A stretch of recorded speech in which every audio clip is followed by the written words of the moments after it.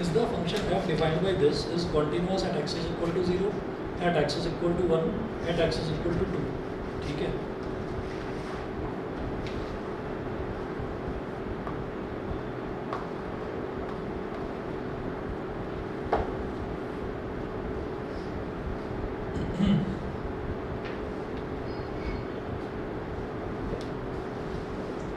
Function क्या दे रखा है पहले तो ये देखिए, f x is equal to x if x is less than equal to 1, x if x is less than equal to 1, ठीक है, find if x is greater than 1, find if x is greater than 1। अब आप ये देखिएगा कि मुझे ये दिखाई देता है कि यहाँ पर जो क्रिटिकल पॉइंट है ना, क्रिटिकल पॉइंट केवल एक है, क्रिटिकल पॉइंट है 1, ठीक है। वो कह रहे हैं कि आपको चेक करना है कि क्या ये 0 पर कॉन्टिन्यूस है, क्या ये 1 पर कॉन्टिन्यूस है, और क्या ये 2 पर कॉन्टिन्यूस है। ये 0, 1 और 2 किस किस पर कॉन्टिन्यूस है ये बताना है, ठीक है। तो पहले मैं देखता हूँ x इज इक्वल टू 0 पर, या x इज, चलिए ठीक है, x इज इक्वल टू 0 पर देखते हैं, x इज इक्वल टू 0। तो x इज इक्वल टू 0 की जब बात करेंगे तो LHL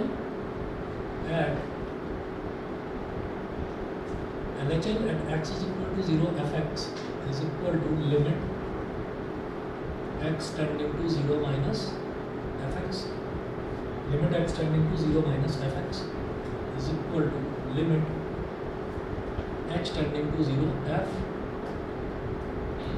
0 minus h is equal to limit h tending to 0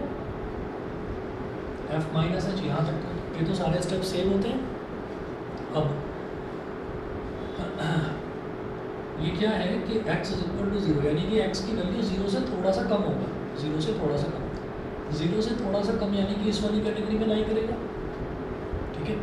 0 से कम किस कैटेगरी में लाई करेगा, 1 से कम वाली कैटेगरी में। भाई 1 से बड़े वाले तो कितने हैं, 1.1, 1.2, 3, 4, 5, 6, ठीक है। हमें क्या चाहिए कि h 0 से थोड़ा सा बड़ा, थोड़ा सा छोटा है, ठीक, तो वो इस कैटेगरी में लाई करेगा, यानी कि जो fx है वो x के ही इक्वल है, तो f माइनस h के ही इक्वल आ जाएगा। तो limit h tending to 0 minus h, ठीक है। अब h की जगह 0 डाल दीजिए, माइनस 0 मतलब 0 ही होगा, ठीक है। उसके बाद क्या करेंगे, RHL at x is equal to 0 fx,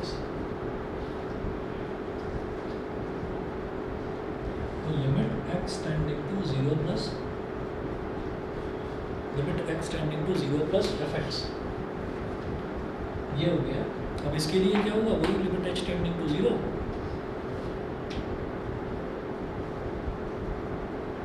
h tending to 0 f 0 plus h मतलब limit h tending to 0 fh।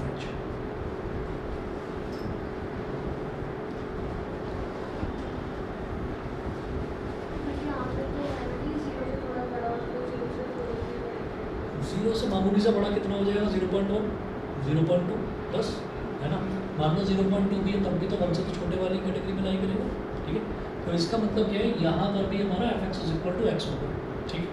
अच्छा, जब fx is equal to x तो fh is equal to h,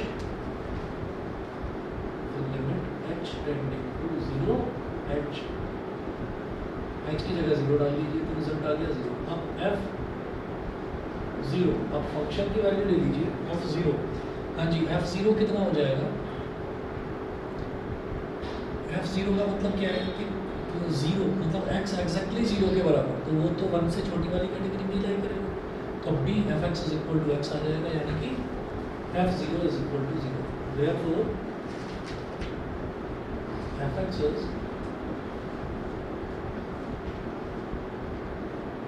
continuous at fx is continuous at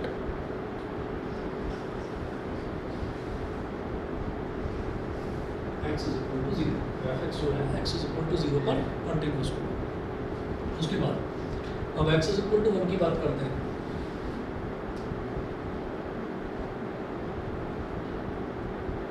LHL at x is equal to 1 fx is equal to limit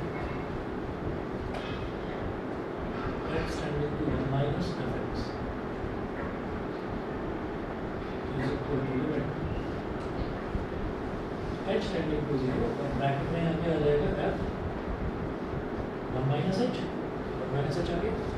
अब देखिएगा मैं कह रहा हूँ कि जब x जो है 1 minus x tending to 1 minus, यानी कि जब x 1 से थोड़ा सा छोटा होगा, जब x 1 से छोटा होगा तो f x is equal to x, तो f 1 minus h is equal to 1 minus H.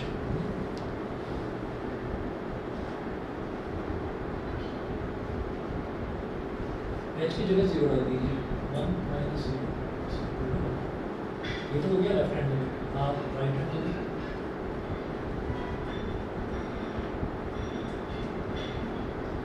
RHL at x is equal to 1 fx is equal to limit x tending to 1 plus 1 fx, limit x tending to 0 f 1 plus h। तो अब क्या है कि x 1 से थोड़ा सा बड़ा, चलो x 1 से जरा सा भी बड़ा होगा तो fx की वैल्यू सीधा सीधा एक कांस्टेंट वैल्यू आ रही है 5, ठीक है। तो इसका रिजल्ट क्या है, इसका रिजल्ट आ गया 5। तो 1 जो है वो 5 के इक्वल तो नहीं होगा, तो हम ये बोलेंगे since LHL at x is equal to 1 fx is not equal to RHL at x is equal to 1 fx, so fx is not continuous at x is equal to 1। तो fx जो है x is equal to 1 पर continuous नहीं होगा। यहाँ तक clear, ठीक है। अच्छा, अब इसके बाद अगला हम पूछ रहे थे कि x is equal to 2 पर, x is equal to 2 जब उसकी लेफ्ट हैंड लिमिट निकालेंगे तो लेफ्ट हैंड लिमिट में क्या होगा, x टेंडिंग टू 2 माइनस, यानी कि 2 से जरा सा छोटा, 2 से जरा सा छोटा मतलब 1.9, ज़्यादा और आपको ज़्यादा छोटा करना है 1.8 हो गया, तो 1.8 भी तो 1 से बड़ी की कैटेगरी में नहीं करेगा। अच्छा, जब राइट हैंड लिमिट निकालेंगे यानी कि 2 से जरा सा बड़ा तो 2.1 2.2, तो वो भी 1 से बड़े की कैटेगरी में नहीं करेगा। तो तीनों ही केसेस में चाहे फंक्शन की वैल्यू निकालो x इज इक्वल टू 2 पर तो भी 5, LHL भी 5, RHL भी 5, तो वो x इज इक्वल टू 2 पर कॉन्टिन्यूस होगा। जैसे यहाँ पर x इज इक्वल टू 0 पर कॉन्टिन्यूस होगा, x इज इक्वल टू 2 पर भी कॉन्टिन्यूस आएगा, 1 पर कॉन्टिन्यूस नहीं है, ठीक है। तो इसीलिए जनरली जो कॉन्टिन्यूटी चेक करी जाती है ना, वो ना क्रिटिकल पॉइंट पर ही चेक करी जाती है कि जहाँ दे रखा हो कि x। सर, हाँ जी बोलो। सर मैं अभी थोड़ा बाहर हूँ तो मैं लीव कर रहा हूँ, मैं थोड़ी देर के लिए। ठीक है, ठीक है। अब देखिएगा इसके बाद देखेंगे क्वेश्चन नंबर 14, ये सभी को क्लियर है, ठीक है ना। 14th देखिए, 14th में दे रखा है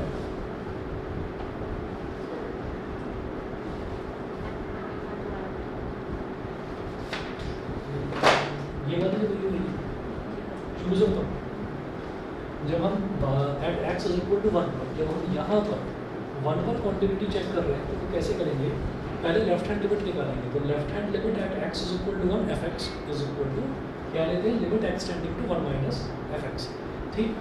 फिर ये जो 1 माइनस है, 1 माइनस का मतलब 1 से जरा सा छोटा, कितना छोटा कि इतना छोटा कि 1 में से x सब्ट्रैक्ट कर दीजिए, बस h सब्ट्रैक्ट कर दीजिए बस। तो यहाँ पर x की जगह लिख दिया 1 माइनस एच, और यहाँ लिख दिया कि h यहाँ पर क्या है, h टेंडिंग टू 0। तो ये पहला, दूसरा, तीसरा, ये 3 स्टेप सब में सेम आते हैं LHL में। वैसे ही RHL में क्या करते हैं कि RHL at x is equal to 1 fx, limit x tending to 1 plus fx, फिर अगले में लिमिट x टेंडिंग टू 0 और f 1 plus h। तो यहाँ क्या आया था 1 माइनस एच, यहाँ आया था 1 plus h, दोनों में h टेंडिंग टू 0 ही रहेगा, ठीक है। अब इसके बाद देखिएगा कि जब यहाँ पर हमने कहा कि x 1 से थोड़ा सा छोटा है, तो यानी कि x 1 से जरा सा छोटा है, तो जब x 1 के बराबर है या 1 से छोटा है तो फंक्शन हम ये वाला लेंगे fx is equal to x। तो मतलब fx is equal to x, f के अंदर ब्रैकेट में x लिखा हुआ है वही यहाँ पर आउटपुट में आ जाएगा। तो यहाँ f के अंदर ब्रैकेट में 1 माइनस एच लिखा हुआ है तो आउटपुट में भी 1 माइनस एच ही आ जाएगा। तो limit x tending to 0 1 minus h. अब h की वैल्यू क्या है, 0, h की जगह 0 डाला, 1 माइनस 0 इज इक्वल टू, ये तो हो गया लेफ्ट हैंड लिमिट। अब आते हैं राइट हैंड लिमिट पर। तो RHL at x is equal to 1 fx, इसमें यहाँ तक तो समझ ही गए, ये 3 स्टेप तो सेम है। उसके बाद कुछ सोचना ही नहीं, सीधा 5 लिख देते हैं, क्योंकि अगर x 1 से जरा सा भी बड़ा है तो उसका रिजल्ट एक कांस्टेंट फंक्शन आ रहा है 5, एक कांस्टेंट टर्म आ रहा है 5, ठीक है जी। ठीक, 14th करते हैं, क्वेश्चन नंबर 14 देखिएगा। 14 में क्या है, fx is equal to 3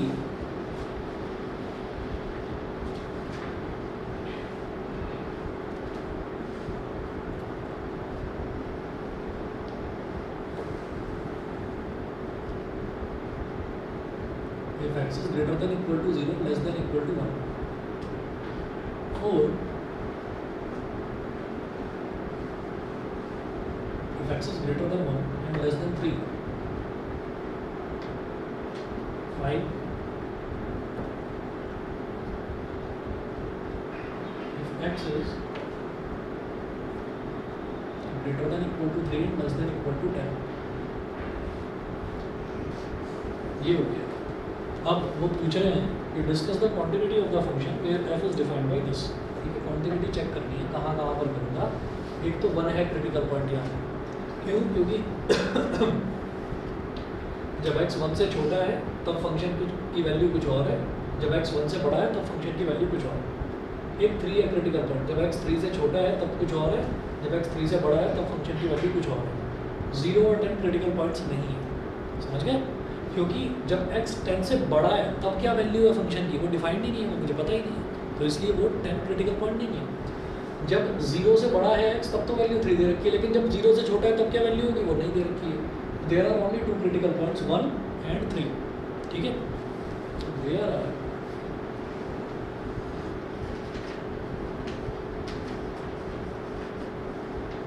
only 2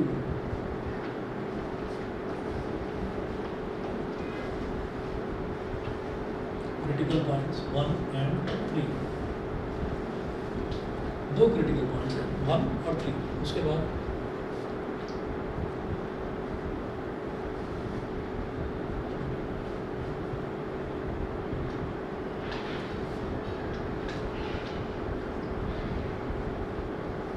eight x is equal to 1, x is equal to 1 में क्या करेंगे? लेफ्ट हैंड लिमिट निकालेंगे LHL at x is equal to 1 if x is equal to limit x tending to 1 minus fx is equal to, सीधा लिख दो value सीधे लिख देते हैं इसकी। x टेंडिंग टू 1 माइनस, यानी कि अगर x 1 से छोटा है, अगर x 1 से छोटा है तो फंक्शन की वैल्यू सीधे सीधे 3 आ रही है, 3 लिख दो सीधे, खत्म करो। और यहीं पर ऐसे कर दीजिए कि RHL at x is equal to 1 fx is equal to limit x tending to 1 plus fx। मतलब अगर x 1 से ज़रा सा बड़ा है, अगर x 1 से बड़ा है तो फंक्शन की वैल्यू कितनी आ रही है? 4 आ रही है। 4 हो गया, तो क्या है? कॉन्टिन्यूस नहीं है। ठीक है, therefore fx is not continuous, fx is not continuous at x is equal to 1। x is equal to 1 तो वो कॉन्टिन्यूस नहीं है। ऐसे ही बता दो 3 पर होगा क्या कॉन्टिन्यूस? 3 पर भी नहीं होगा, क्योंकि जब लेफ्ट हैंड लिमिट निकालेंगे तो x लेस देन 3 वाला लेना होगा, तो फंक्शन की वैल्यू 4। जब ग्रेटर देन 3 निकालेंगे तो फंक्शन की कांस्टेंट वैल्यू 5, तो 4 और 5 वो भी दोनों इक्वल नहीं होंगे, तो यहाँ पर भी डिस्कॉन्टिन्यूस होगा। क्लियर है? ठीक है, ये 14th हुआ। 14th के बाद 19 देख लीजिए। 19th आपका ग्रेटेस्ट इंटीजर फंक्शन वाला है। ऐसा एक एग्जाम्पल करा था हमने।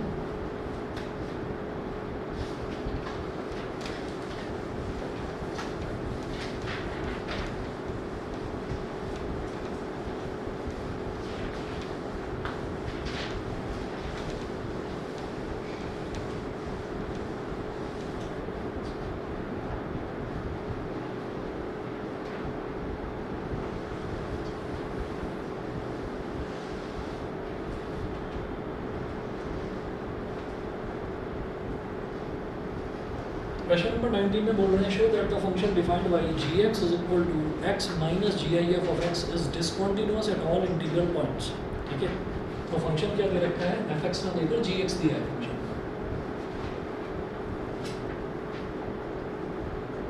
gx is equal to x minus gif of x, ये दे रखा है। ठीक है, वो बोल रहे हैं कि जितने भी इंटीग्रल पॉइंट्स हैं सब पर डिसकंटीन्यूअस होगा। ठीक है, तो इसको कैसे करेंगे देखिएगा।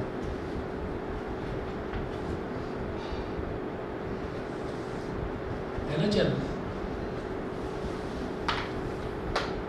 at x is equal to c gx ये समझ गए ना कि जब हमको कोई पॉइंट नहीं दे रखा होता है तो हम कॉन्टिन्यूटी किसी कांस्टेंट पर चेक करते हैं, उस कांस्टेंट को हम सी मान लेते हैं। तो हम कॉन्टिन्यूटी किस पर चेक कर रहे हैं? At X is equal to C. ठीक है, तो L H L at X is equal to C G X is equal to limit X tending to C minus G X is equal to limit H tending to zero G C minus H, H tending to zero G C minus H. ये हो गया। अब क्या होगा? Limit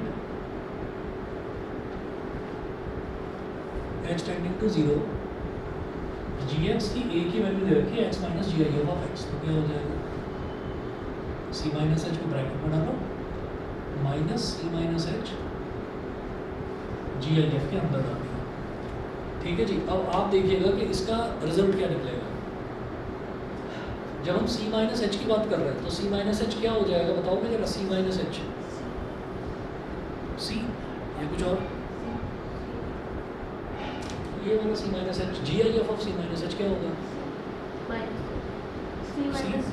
सी minus one. याद है कि भूल गए? भूल गए?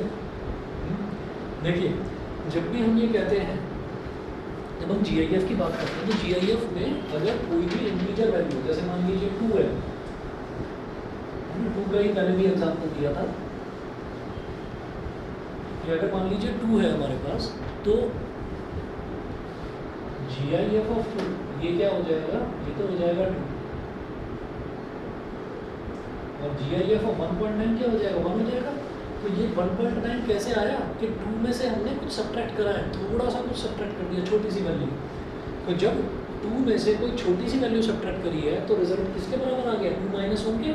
ठीक है, इसी तरह से सी में से कोई छोटी सी वैल्यू सब्ट्रैक्ट कर रहे हैं तो रिजल्ट किसके बराबर आएगा? सी माइनस 1 के। समझ लो? ठीक है, तो limit H tending to zero c minus h minus c minus 1, ये हो गया। अब एच का कोई काम नहीं है, अब कुछ एक्सपेंशन से भी कोई फायदा नहीं होगा, एच की वैल्यू सीधा 0 डालो।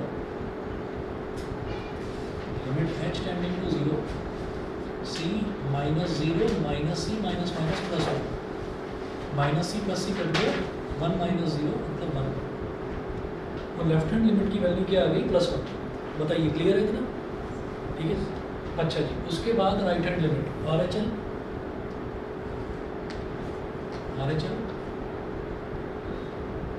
at x is equal to c gx is equal to limit x tending to c plus gx is equal to limit h tending to 0 g c plus h is equal to limit h tending to 0। अब क्या करेंगे? x की जगह c plus h डालेंगे, c plus h minus G I F में भी c plus h।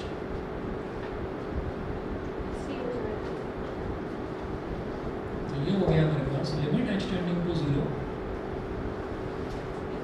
c plus h minus, अब c plus h का मतलब क्या? जैसे 2 है, हाँ 2 में कुछ ऐड कर दिया थोड़ी सी वैल्यू तो 2.1 बन गया।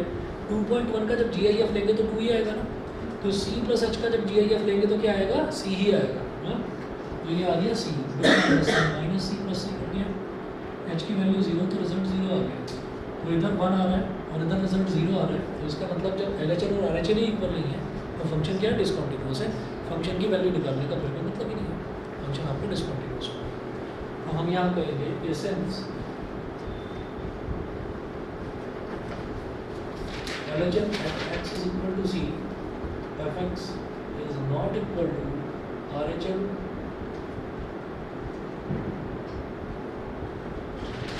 at x is equal to c fx. Therefore,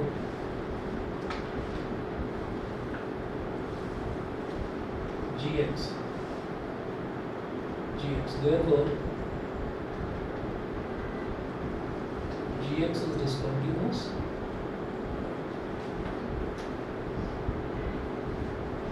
At all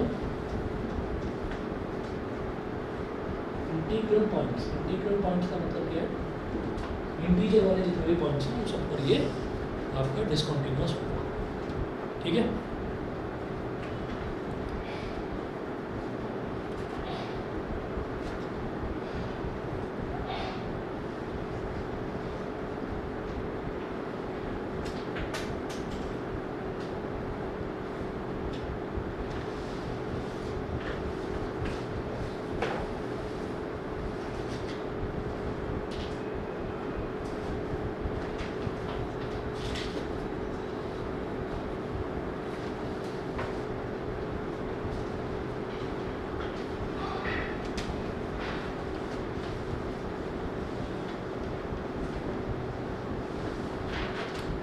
अच्छा, ट्रिग्नोमेट्रिक लिमिट्स करवाने से पहले मैं ट्रिग्नोमेट्री की कुछ चीज़ें आपको रिवाइज करवाऊंगा। 11th में हो सकता है याद हो या ना हो, मुझे नहीं पता, मैं शुरुआत से बता रहा हूँ, ठीक है, क्योंकि उसका ज़रूरत हमको यहाँ डिफरेंशिएशन इंटीग्रेशन दोनों में ही पड़ेगी। हेडिंग डालिएगा, review of trigonometry.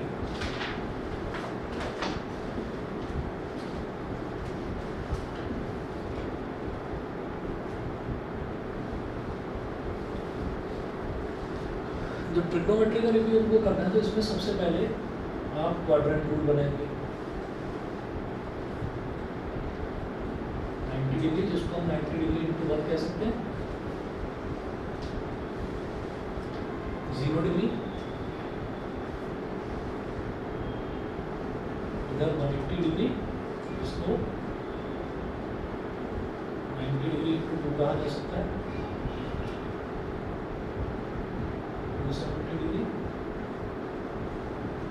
90 degree into 3, 360 degree, ये है 90 डिग्री इंटू 4, ये हो गया, ठीक है। अब यहाँ पर इसको बोलते हैं हम first quadrant, second quadrant, third quadrant और फोर्थ क्वाड्रेंट। तो फर्स्ट में ऑल पॉजिटिव,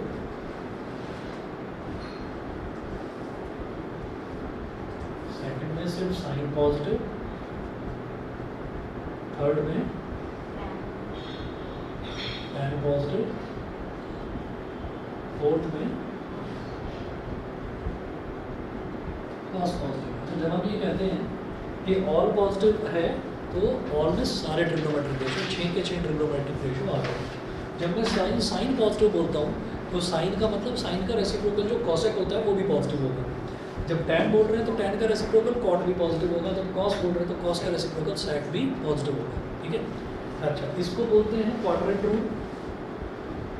क्वाड्रेंट रूल, उसके बाद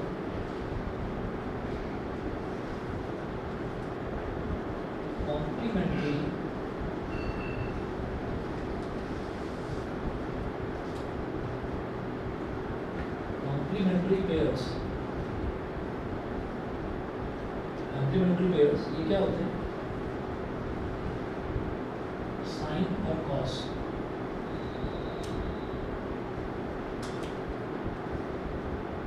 टैन और कॉट।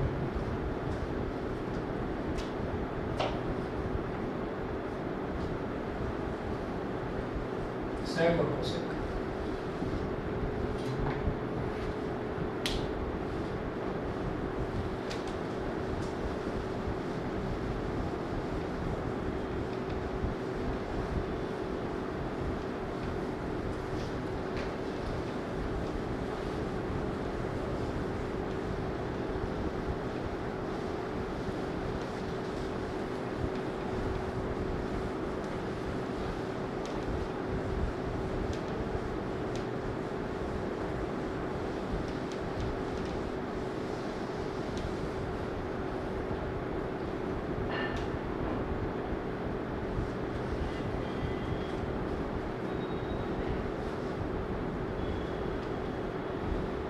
अब इसके बाद देखिएगा कि जैसे हमारे पास ना ये क्वाड्रेंट रूल हो गया, ये कॉम्प्लीमेंट्री पेयर्स बन गए। अच्छा, इसके बाद हमसे ना किसी भी तरीके का कोई भी एंगल अगर पूछा जाएगा, कोई छोटा एंगल हो, कोई बड़ा एंगल हो, कोई नेगेटिव एंगल हो, कैसा भी एंगल हो, तो उसको हम एक रूल है हम उसकी हेल्प से निकाल लेंगे। देखिएगा क्या है, ये ऐसा होता है कि साइन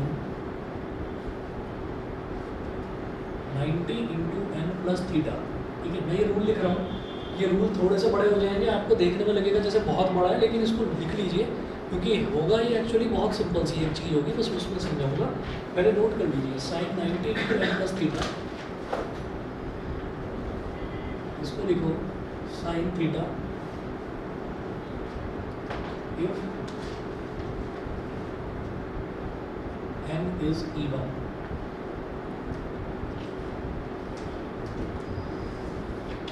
और cos theta if n is odd।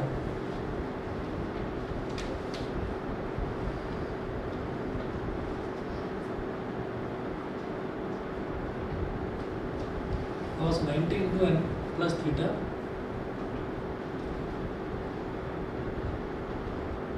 cos theta if n is even, और sin theta if n is odd।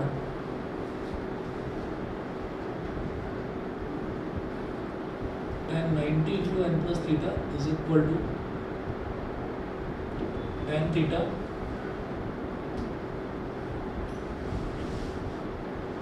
if n is even, and cot theta if n is odd।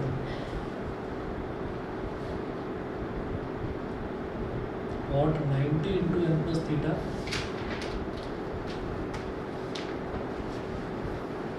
is equal to cot theta if n is even, or tan theta if n is odd।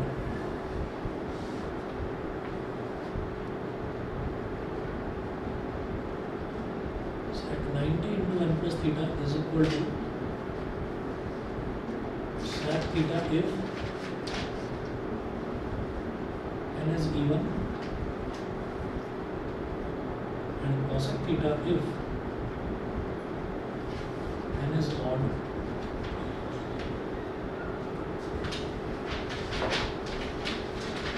Cosec 90 into n plus theta is equal to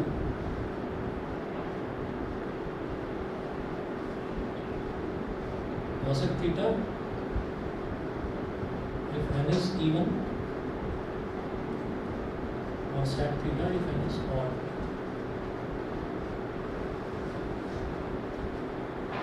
one two three four five six, ये 6 के 6 trigonometric ratios हो गए। अब इसमें आप देखिए बिल्कुल आसान सी चीज़ है, ये जो कॉम्प्लीमेंट्री पेयर्स हैं तभी एग्जिस्ट करते हैं जब हमारा n जो है यानी कि 90 का जो मल्टीपल है वो हमारा ऑड हो।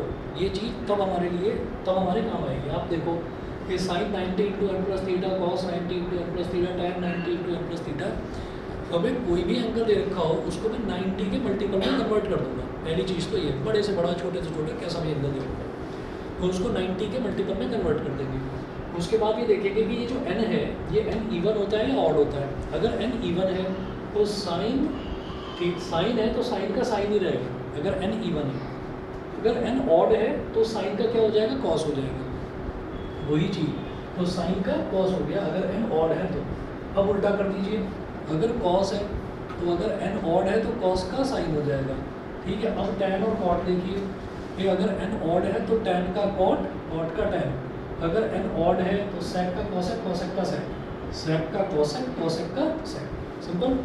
हाँ, अगर n इवन है तो कुछ चेंज ही नहीं होना, जो साइन है साइन का साइन ही रहेगा, कॉस का कॉस, टैन का टैन, कॉट का कॉट, सेक का सेक और कॉसेक का कॉसेक। ये चीज़। इसके अलावा 3 चीज़ और नोट करिए यहाँ पर कि अगर मैं बोलूँ साइन माइनस थीटा तो ये हो जाता है minus sine theta, minus sine theta. अगर हम बोले कॉस माइनस थीटा तो ये हो जाता है कॉस थीटा। इसमें क्या होता है, नेगेटिव जो साइन है वो अंदर ही कंज्यूम हो जाता है। अच्छा, अगर हम बोले टैन माइनस थीटा तो माइनस टैन थीटा, ये हो जाता है। ठीक है। अच्छा, अब इसके मैं एक दो क्वेश्चंस आपको बता देता हूँ ताकि आपको ना ये चीज़ क्लियर हो जाए। अच्छा, हो सकता है आप में से कुछ बच्चों ने ऐसे कर रखा हो कि 90 माइनस थीटा के फॉर्मूले अलग याद कर रखे हो, 90 प्लस थीटा के अलग कर रखे हो, 180 माइनस थीटा के अलग और 180 प्लस थीटा के अलग, 270 प्लस थीटा के अलग, 270 माइनस थीटा के अलग। अगर वो अलग अलग कर रखे हो और उसमें कंफर्टेबल हो और वो याद है तो ठीक है, नहीं तो ये फंडा यूज़ करो, ये हर तरीके से सब जगह लगेगा, इसमें कहीं कोई डाउट आने की ज़रूरत ही नहीं है, कोई प्रॉब्लम ही नहीं है। देखिए मैं एक दो एग्जांपल्स इसमें कराता हूँ। जैसे हमने एक क्वेश्चन लिया और इसमें ये कहा फाइंड द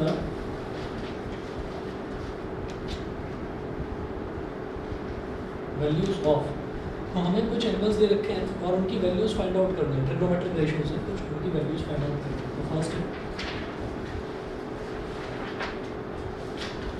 मान लो हमको ये दे रखा है साइन 270 डिग्री या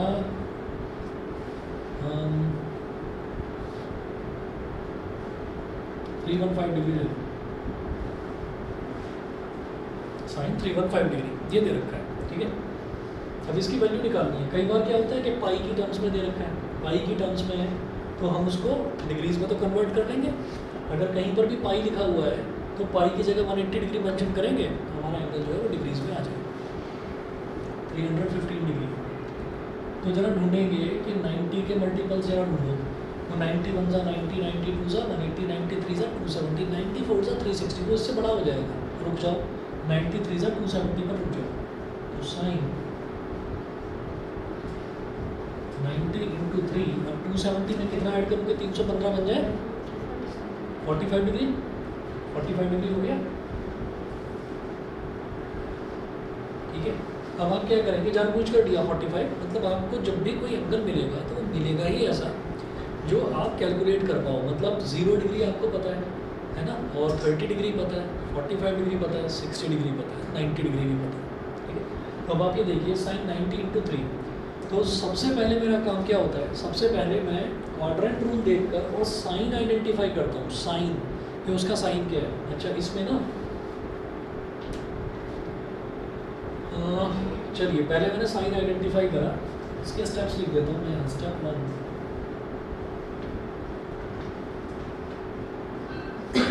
identify SIGN sign by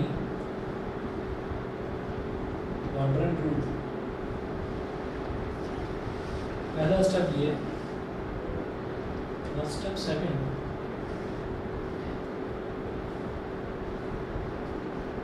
use the required formula,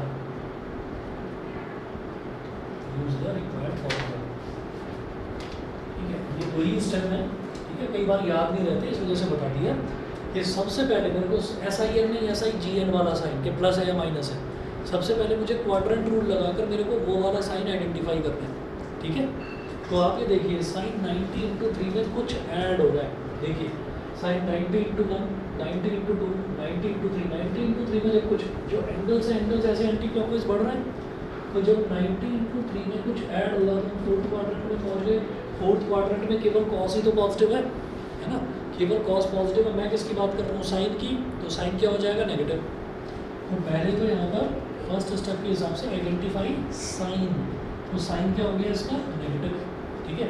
उसके बाद ये फॉर्मूला लगाना है। अब ये 3 बताना क्या है, ऑड है इवन है, ऑड है तो साइन का क्या बन जाएगा, कॉस, और ये जो थीटा है 45 डिग्री है, 45 डिग्री, तो क्या बन गया, -1/1,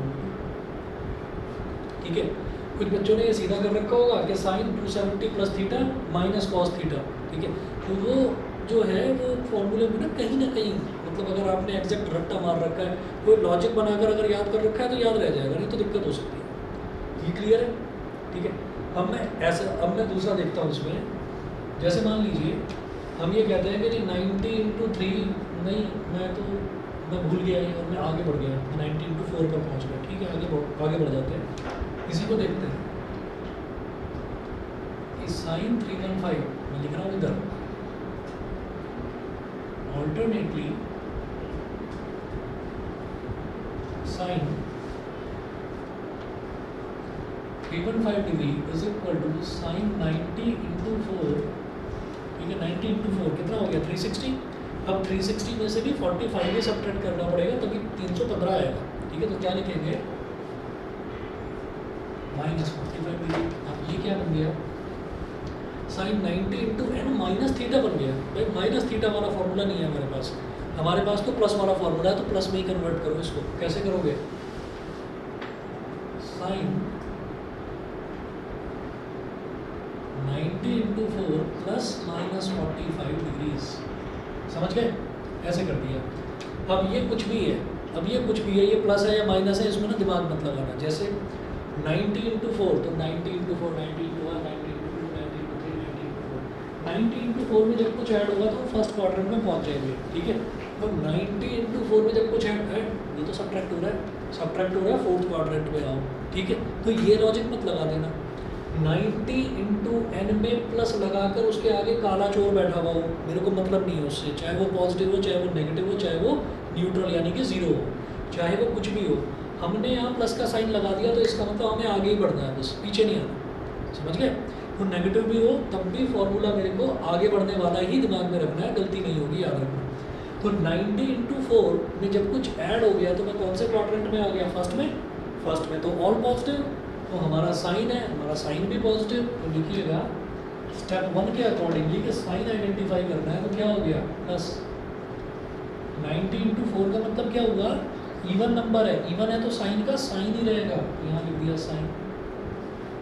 और माइनस 45 एंगल माइनस थीटा है ना, मतलब माइनस 45 है, तो उसको लिख दिया माइनस 45।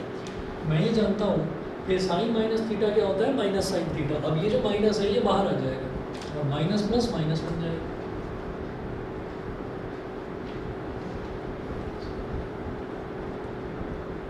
तो आप इस तरीके से लें या इस तरीके से लें, रिजल्ट आपका सेम आएगा, गलती नहीं होगी। अगला देखो, एक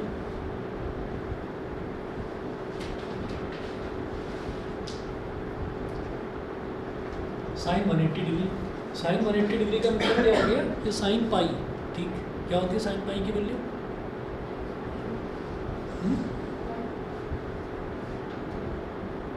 सोच कर बता दो। सर क्वेश्चन क्या है?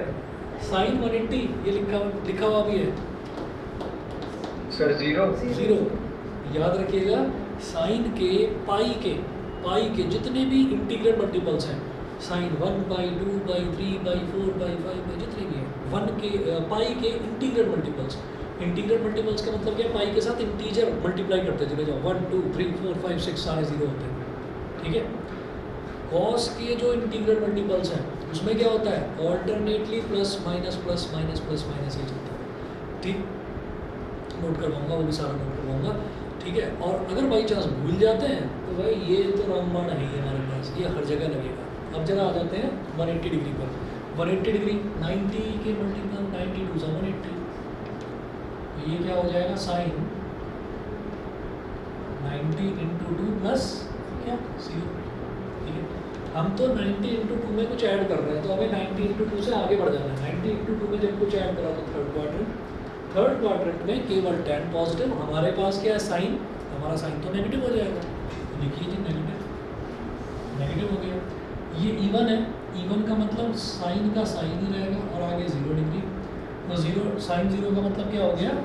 0 होता है, -0 -0 का मतलब 0, -0 का मतलब 0, ठीक है।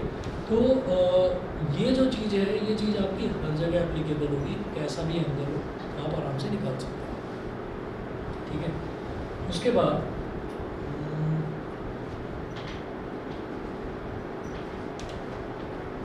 ये सबने नोट कर लिया।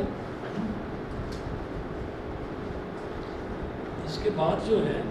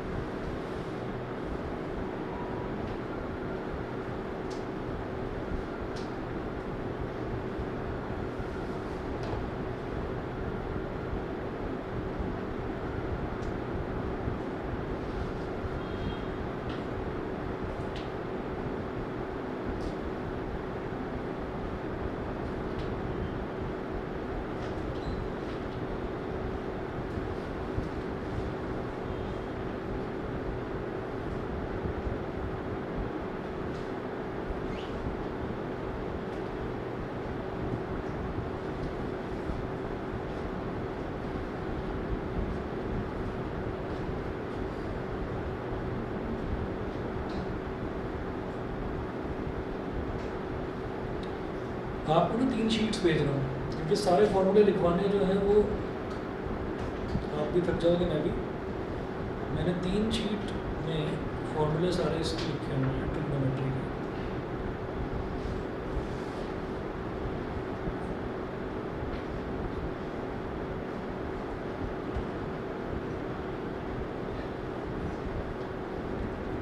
ग्रुप पर भेज दिया है इसको ना, यहीं पर जो मैंने ये लिखवाया है इसके आगे ये फॉर्मूले नोट कर लेना अपने नोट्स में।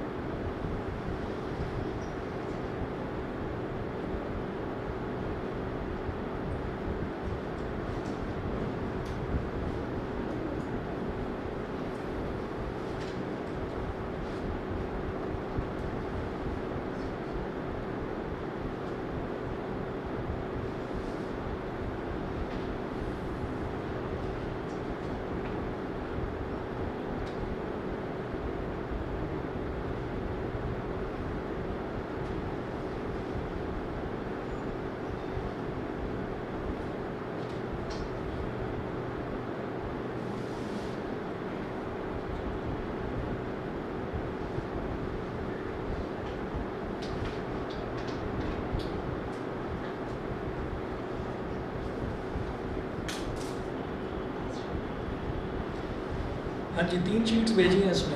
आप ज़रा देख लीजिए, जो पहली वाली शीट है, पहली वाली शीट में अगर फ़ोन देख पाएंगे अभी कि नहीं?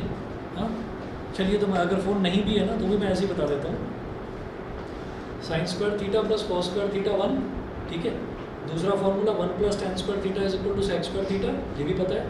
तीसरा 1 plus cot square theta is equal to cosec square theta.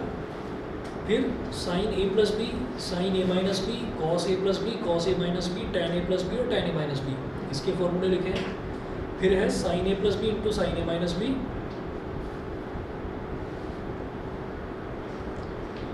Cos A plus B into cos A minus B, फिर 2 sine A cos B, 2 cos A sine B, 2 cos A cos B, 2 sine A sine B, फिर sine C plus sine D, sine C minus sine D, cos C plus cos D, cos D minus cos C.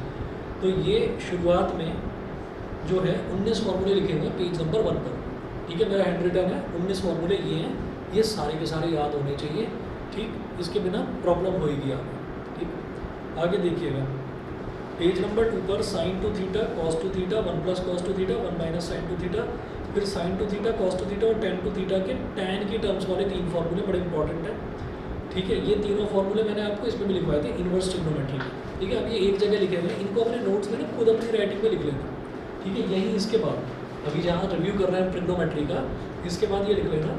तो आपको sign 3 theta cos 3 theta और ten 3 theta तक जाना है। इसके बाद sine rule, cosine rule और एरिया ऑफ ट्राइंगल, ये 30, 31 और 32, ये 3 फॉर्मूले नहीं करने, ये 3 फॉर्मूले नहीं करने, इन तीनों को मत करो, ठीक है। उसके बाद आ जाइए पेज नंबर 3 पर। हाँ जी, पेज नंबर 3 जो है इसमें लिखा है general solution of trigonometric equations, ठीक है। ये कुछ भी समझ में नहीं आएगा आपको, लेकिन इसको लिख लेना, क्योंकि ये ट्रिग्नोमेट्रिक इक्वेशन आपने 11th क्लास में करा नहीं था, और बिना इसके 12th क्लास की कुछ चीज़ें हैं जो नहीं होंगी। तो ट्रिग्नोमेट्रिक इक्वेशन जो है ये बहुत इंपॉर्टेंट है।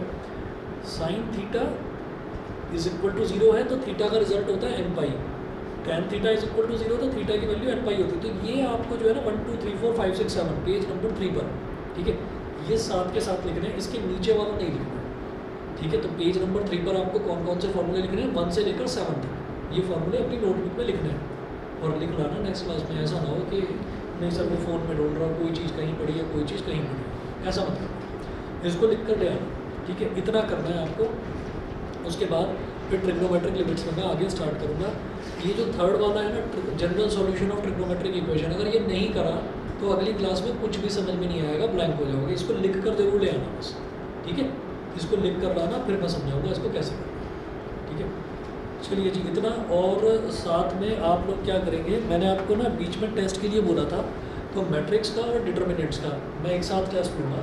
मैट्रिक्स और डिटर्मिनेंट्स का टेस्ट मैं ना इस सैटरडे को रखा, ये जो सैटरडे, और फिजिक्स का टेस्ट फ्राइडे को रखा। तो फिजिक्स का टेस्ट फ्राइडे को है और मैथ्स का टेस्ट सैटरडे को है, ठीक है। कर सकते हो, ठीक है। अरे मैट्रिसेस और डिटर्मिनेंट्स कोई खतरनाक चैप्टर नहीं है, ठीक है। उसके लिए कोई बहुत ज़्यादा मेहनत नहीं करनी पड़ेगी, आप फिजिक्स पर करो फोकस, और जो मैथ्स वाले बच्चे हैं मैथ्स पर करो फोकस, और मैथ्स मैट्रिक्स डिटर्मिनेंट्स कोई मुश्किल नहीं है, उसको करेंगे। और फ्राइडे को है फिजिक्स का, मैं भी ग्रुप पर दोबारा डालूँ।